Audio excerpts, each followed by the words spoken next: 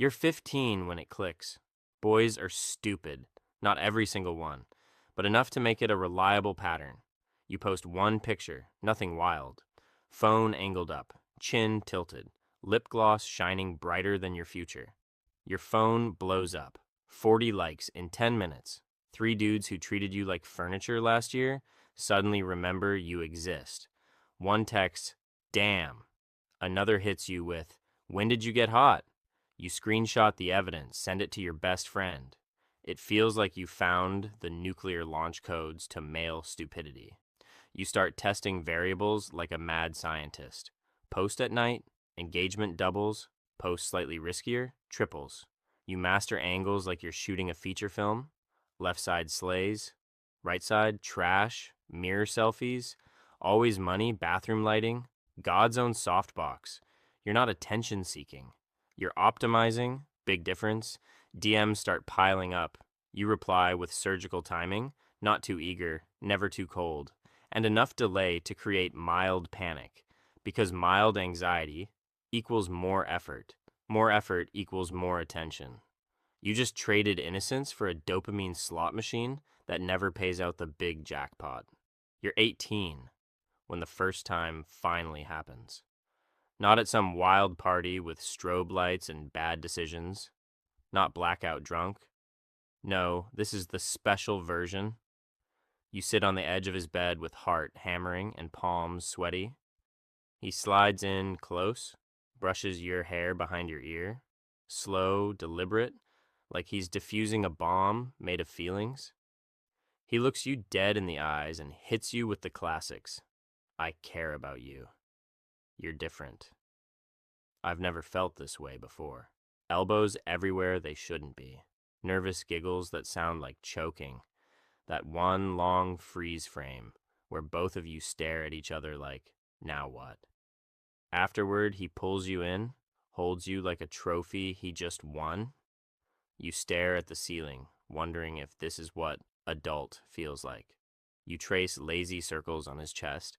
He kisses your forehead and whispers, "You're mine." Next day, radio silence drops like a guillotine. Texts go from paragraphs to single letters. Your brain launches the full forensic investigation. Did my face look weird mid-moan? Did I make that weird noise? Was the pace too enthusiastic or too slow? You open Instagram, scroll his following list. Suddenly every girl with a mirror selfie looks like competition you never signed up for. He's busy now. Always busy. Busy is the new, I'm just not that into you. 2 weeks later, he hits you with the gentleman's exit. I need to focus on myself. You don't cry. You tell your friends it wasn't even that deep anyway. You sleep with the next guy faster. Not because he's special, not because the chemistry's off the charts.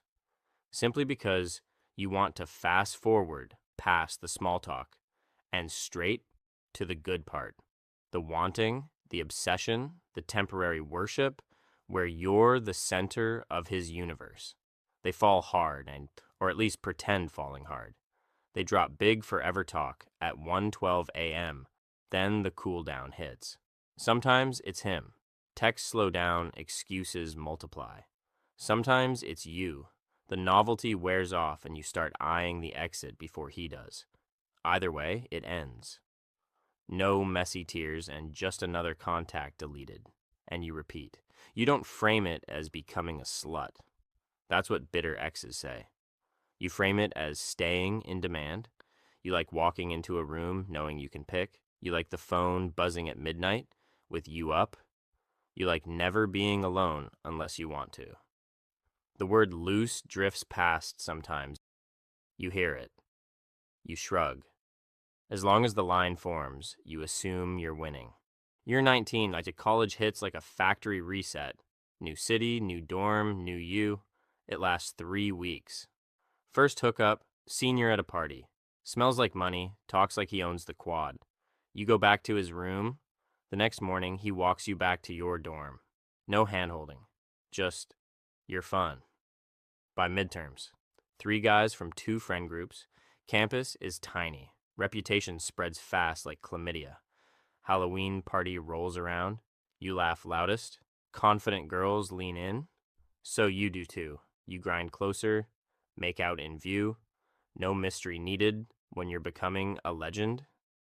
By sophomore year, guys hit you like drive-through, direct and efficient.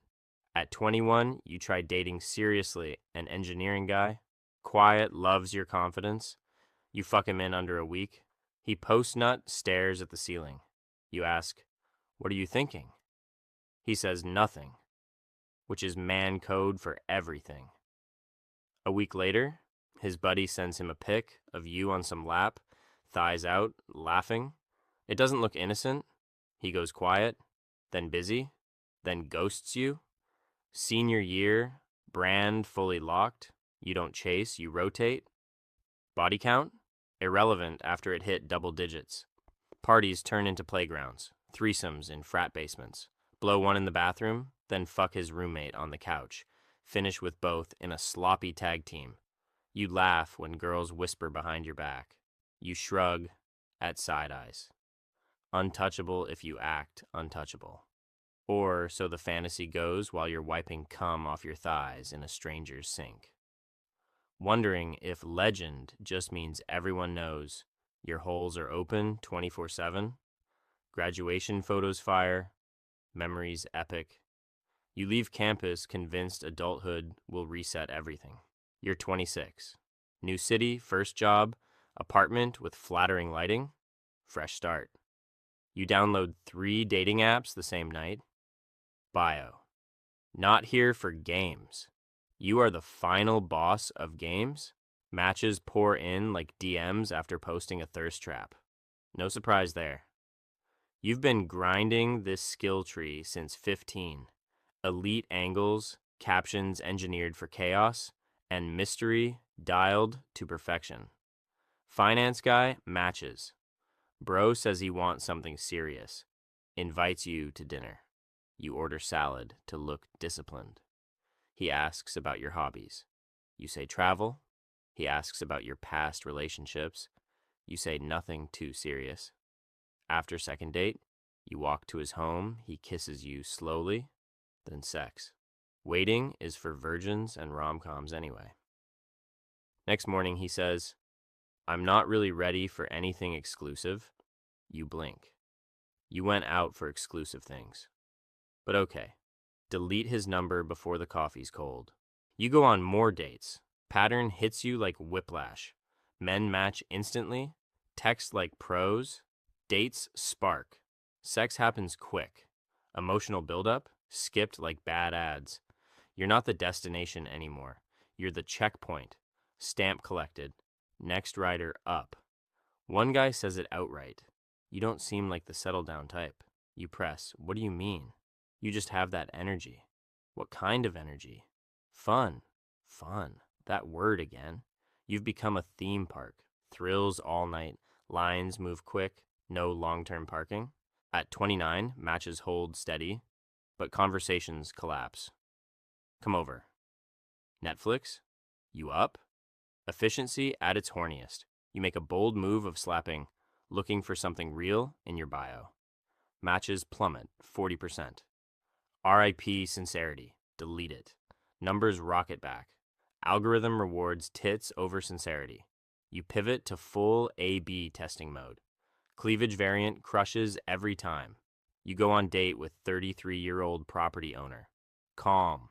Grounded. Talks investments, retirement, health plans like adult foreplay. You nod enthusiastically. He asks about your longest relationship. You pause too long.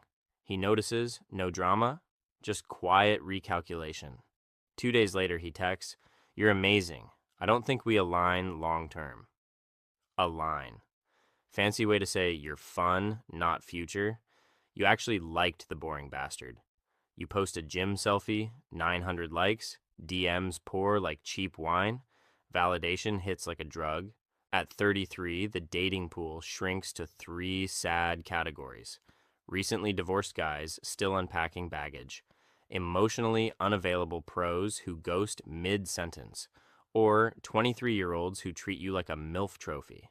The 23-year-olds worship hard. It's flattering for about 5 minutes. Meanwhile, when men talk about the one, They describe someone calm, grounded, private, low drama. You are none of those. Like, you're exciting. Loud laughs, late nights, zero filters, stories that end with, you had to be there. Exciting is the polite way to say, great for now, terrible for forever. By 35, you switch gears. Soft life era, intentional dating, no more rotations, no overlapping. You call it growth. You're still hot, still fit, angles still elite. But posting thirst traps now feels like flossing. Necessary, boring, mechanical. Phone buzzes, but zero butterflies. You're no longer the main character in every room. Some guys treat you like a one-night trophy. Others spot the caution tape from a mile away.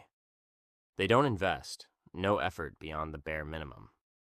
One guy, after a few weeks of polite sex, drops it bluntly. I'm not looking for serious, but this works. This works, like you're a functional appliance, not a person. One Friday night, alone on the balcony, you scroll old party cruise feeds, engagement rings gleaming, baby bumps, found my peace captions, wedding reels with soft filters and hashtag forever. You zoom on their faces, they look calm, content.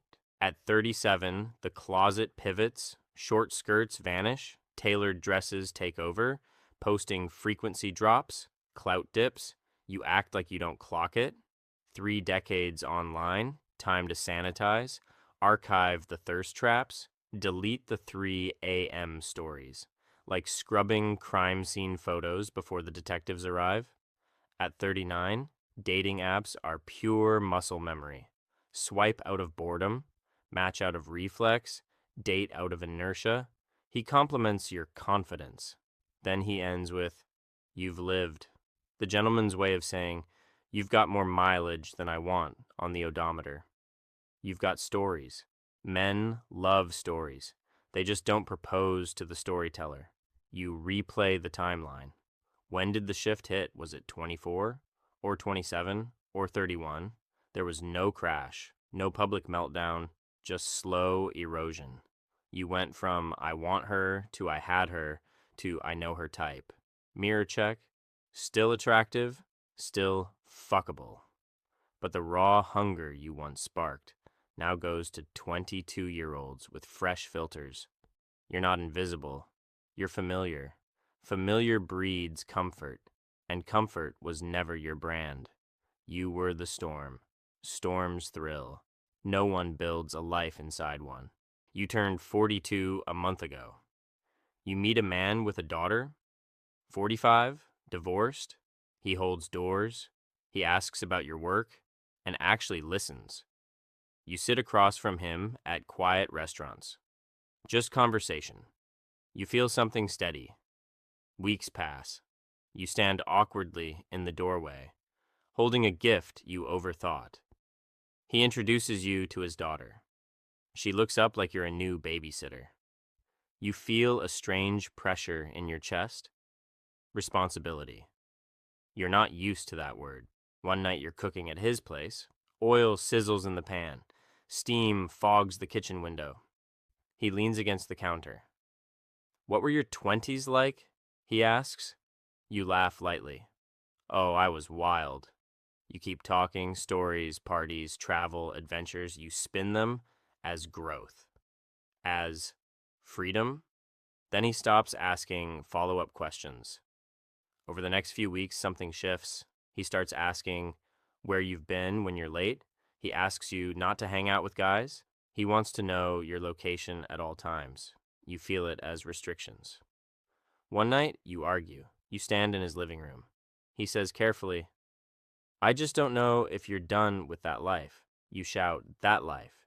You shout again, are you judging me? He exhales slowly and says, I'm trying to understand if we want the same future. You feel cornered. Silence. A week later, he ends it calmly. He says he needs stability. He says he needs someone who doesn't miss the old chaos. You nod like you agree. You keep your face composed. You tell yourself, He was insecure. You tell yourself you're better off. You drive home in silence. You get home. You open your Instagram archive. You restore a few photos. Not the craziest ones. Just enough skin and smiles. Your phone lights up more than it has in weeks. The validation feels comforting. By 43, the procedures ramp up. Lip filler, Botox, skin tightening. You call it just a little maintenance. Your friends call it Tuesday.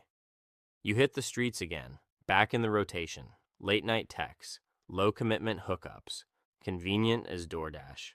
You preach to the 20-somethings at work. Never rely on a man. They nod like disciples. You skip the part about the silent apartment that greets you every night. One evening, a 24-year-old texts, "You up?" You stare, you don't reply. Set the phone down, walk to the mirror. No pose, no filter, no bullshit. For 3 glorious seconds, it feels almost peaceful. Phone buzzes again. Same kid. Double texting like his life depends on it. You stare longer, then type. Yeah, a few months later. Your period ghosts you. You blame stress. Take the test anyway. 2 lines stare back from the sink. No happy tears. You drop onto the bathtub edge. Cold tile shocks your feet. You have no clue who the father is. The roster was still rotating. You call the shortlist. I'm pregnant, and it could be yours. After a few nip tests, the results land. It's him, the one you dumped days before the test. You told him straight, I don't see a future with you. You call, break the news. He goes dead silent. He shows up that night, stands in your living room, hands on hips like a disappointed manager. Runs a hand over his face like he's wiping off a bad dream. Says, this is complicated. You nod, expecting at least a hug. He says he'll support you with the bare minimum dad package. You wanted fireworks. A we'll make it work. A rom-com pivot.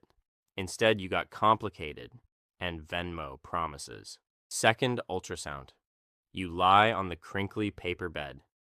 Technician asks if you want the gender reveal. You both nod like it's Christmas morning. She glides the wand. It's a girl.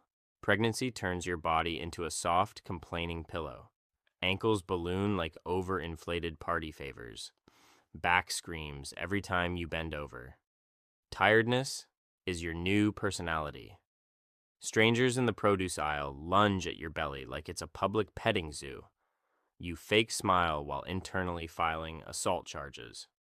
The men who used to message daily vanish. You fill out hospital forms solo. Emergency contact blank stares back. You pause like it's a multiple choice test, then scribble his name anyway. Because single mom with no backup wasn't the vibe you pitched to yourself at 18. He drops by occasionally, brings overpriced organic groceries, leaves cash on the counter like a tip. You ask him for the 4th time about marriage. He says he doesn't believe in it. Classic. You nod. You tell yourself this is modern. Your daughter is born during a thunderstorm. They place her on your chest. Warm. Loud. He holds her awkwardly, like she's a live grenade with feelings. Kisses her forehead. Says she's beautiful. Leaves after an hour. First night home, you don't sleep.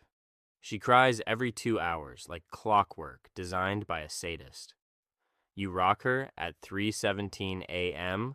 while scrolling Instagram with the other hand. 2 years pass. Your body never snaps back. Skin looser than your standards used to be. Eyes permanently tired. One evening, scrolling before bed, a photo stops you cold. Small ceremony, only family. He's smiling wide, holding another woman's hand. He didn't tell you. Of course he didn't. You don't cry. You don't text him, "Congrats, asshole." You just close the app because rage requires energy, which you don't have anymore. He still comes by. Once a week, sometimes twice if he's feeling extra dad-coded. Takes your daughter to the park. Buys birthday gifts. Shows up for holidays like a seasonal employee. You accept the schedule without argument. Years slide by quietly. You're 58. Your daughter is 15.